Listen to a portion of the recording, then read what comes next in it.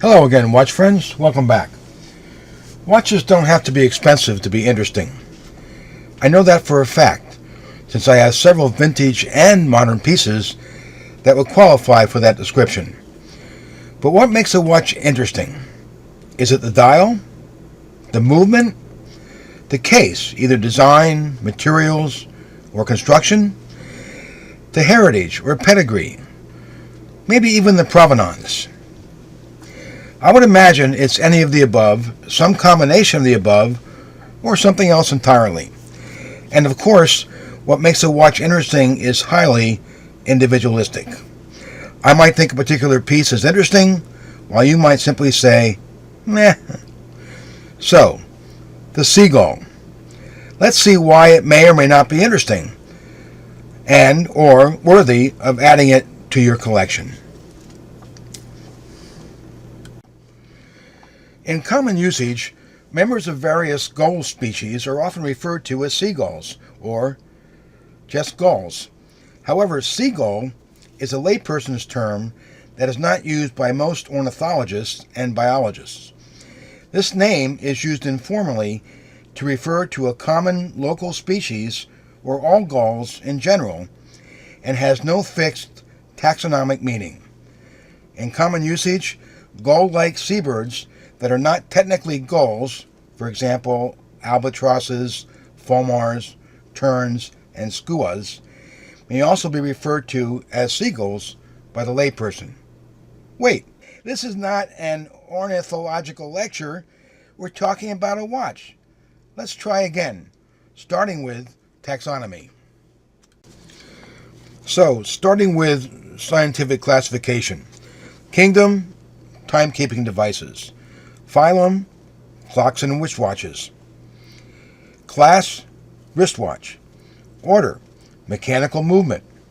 Suborder, chronograph. Family, standard horology.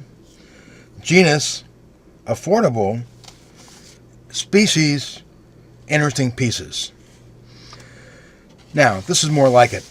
We're talking about the Seagull 1963 chronograph. A chronograph is a wristwatch with a stop function, sometimes called stopwatch functions, that display both the time and a stopped time.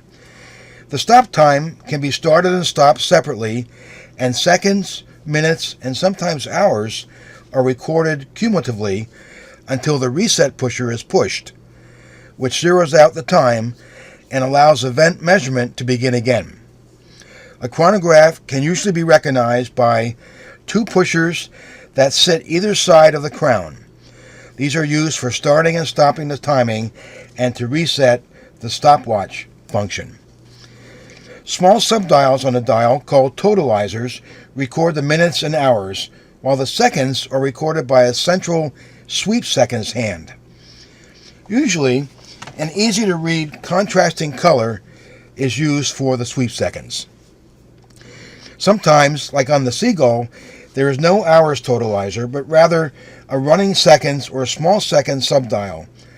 On the other hand, if there is an hours totalizer, you will not find a running seconds subdial on the dial. The original purpose of the chronograph was for sports time measurement. In 1821, the watchmaker Nicolas Ressec recorded the lap times at a horse race in Paris with a novel instrument called the seconds chronograph. Soon thereafter, there were standalone stopwatches, chronograph pocket watches, and later chronograph wristwatches. So let's talk about the Seagull 1963. The Seagull 1963 is a remake of the 1963 Chinese Air Force chronograph. Back then, it was mandated by the Chinese government for pilots in the People's Liberation Army Air Force as Project 304 in 1961. It's based on the Venus 175 movement. Now, Venus was a Swiss manufacturer. It was a Swiss brand, Minerva, and was sold off by that brand in the mid-20th century. Tianjin Seagull is one of the world's 4 largest watch manufacturers currently in business. Let's look at the Seagull in particular, starting with the case. It's a 38 millimeter stainless steel case that's 14 millimeters thick. It's got a standard lug width of 18 millimeters, so it's easy to upgrade to a better strap if that's something you want to do. The crystal is a sapphire crystal, and it has an exhibition case back. It's got a cream dial with gold tone Arabic numbers, the even numbers, and markers. Both numbers and markings are applied, adding to a touch of class to this military style piece. The hour and minutes hands are blue. They're painted, while the seconds hand is bright red. Simple stick hands are used for the hour and minute hands, as well as the minute counter. The running seconds hand is a little bit more elaborate, with a spade-shaped counterweight. I think this adds some interest to the dial. It's got the famous red star under the 12 o'clock position, and it has the printed 19 Zwan, meaning 19 joules, just below, and I think that's a neat touch, as is the Chinese characters above 6 o'clock, which means made in China. The subdial at 9 o'clock is running seconds. The subdial at 3 o'clock is the 30-minute counter. It's got a nice minute track that's easy to read given the contrast against the dial.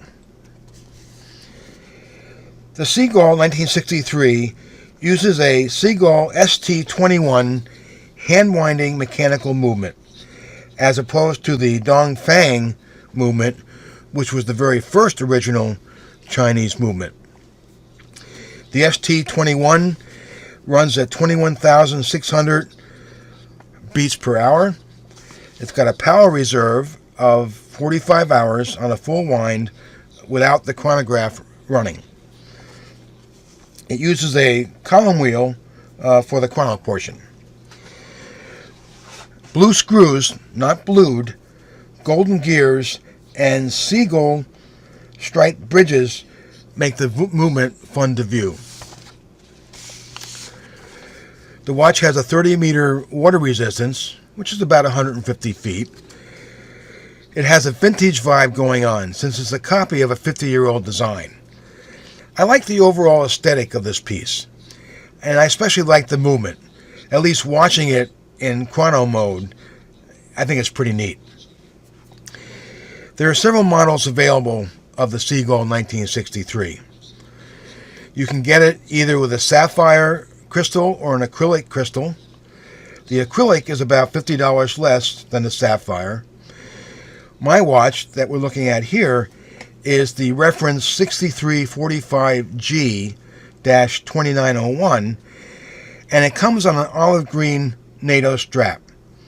Now, I upgraded to a nice leather brown strap to give it a little bit more of a dressy feel and to minimize the total height of the watch, because as you probably know, when you have a NATO strap, that does add to the height of the watch. There are several dial colors. You can get the Seagull 1963 in black, in white. You can get the cream on NATO, which is what this one is, or you can get it in a skeleton version. And also, it comes in either a solid or exhibition case back. Also, this watch is 38 millimeters, as I said before, but you can also get a larger size, which is 42 millimeters. As I understand it, this watch is not available in the stores in the United States. I bought mine from Island Watch, which has several of these versions available. It can also be ordered directly from the Seagull website.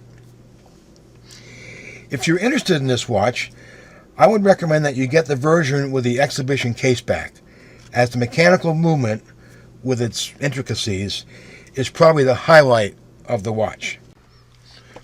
As I do with most of my watches, I wear them for at least a week, 24/7, before I take a time grapher reading to check out the accuracy. As you can see, this watch is running about roughly 18 seconds fast per day, and that's pretty consistent. When I measured it with the chronograph running, it was a little bit better, maybe by 2 or 3 seconds. In any case, this is not unreasonable for a watch at this price point. So, in summary, the Seagull 1963 is an interesting Chinese chronograph, has hand-wound column wheel chronograph movement. The 38mm size is a great size, maybe a little bit thick. It's affordable and it's fun. And again, there are several variants, sizes, crystals, dials. You can find something probably that you like the most. And just look at that movement. That's pretty sexy, I'd say. Overall, it's really a cool watch. And it's a fun piece. It's interesting to look at, historical, and reasonably priced. About $300 to $350, depending upon which version you get. And also, it's kind of dressy for a military watch, especially on leather, as I mentioned. So there you have it, the Seagull 1963 chronograph in all its mechanical glory. If you like this video, please hit the subscribe button to be notified of future videos. And as usual, thanks for watching, and I'll see you next time.